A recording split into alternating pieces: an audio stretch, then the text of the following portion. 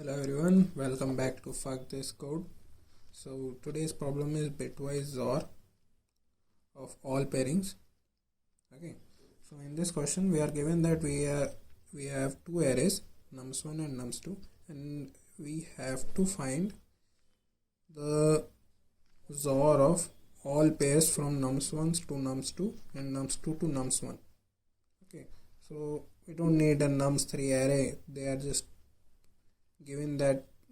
given that to just confuse it or make it more complex. Otherwise it says that we have to find XOR of all values from nums1 to nums2, so like 2, 10, 2, 2, 2, 5, 2, 0. But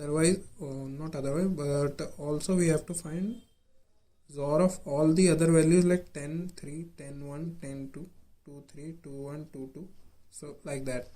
So for that we can say that in this question 2 will come how many times, like 2 need to be XORed with all numbers of nums2, right? So it will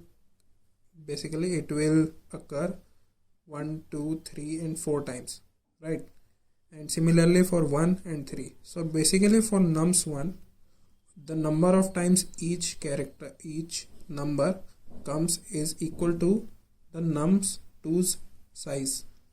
Okay, but the XOR property says that because we have got the pattern, right?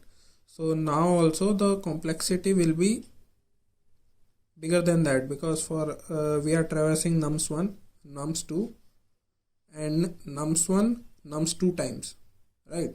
So it will be 10 raised per 5 into 10 raised per 5 plus 10 raised per 5 into 10 raised per 5. That will be O of n square, which is not possible, right? So here comes the XOR property. In the XOR property says that whenever we XOR two identical numbers, it results in 0. Okay, so if a number is XORed even number of times with itself, then it will always result in a 0. Or otherwise, if it's an odd number, then it will always result in itself. Okay, so that's what we are using. So I will just code it up. So first size I will take nums1 dot size, nums2 dot size, we have got to, let's just make these sizes equal to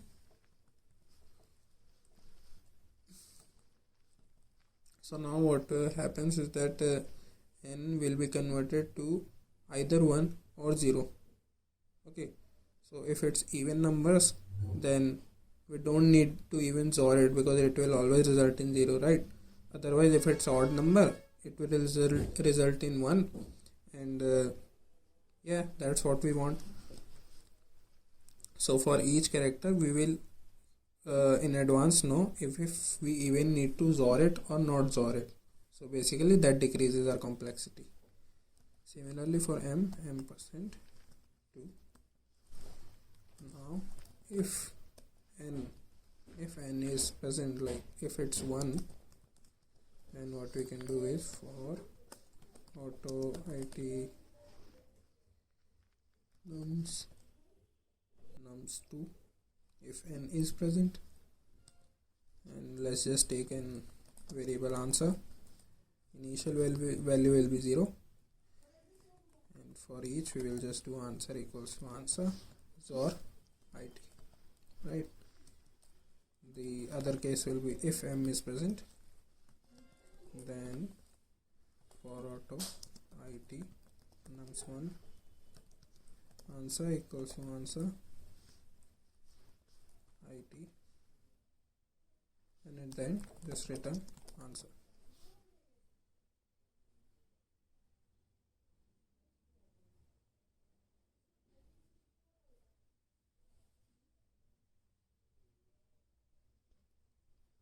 Okay, thank you everyone. Let's meet again tomorrow for our next problem.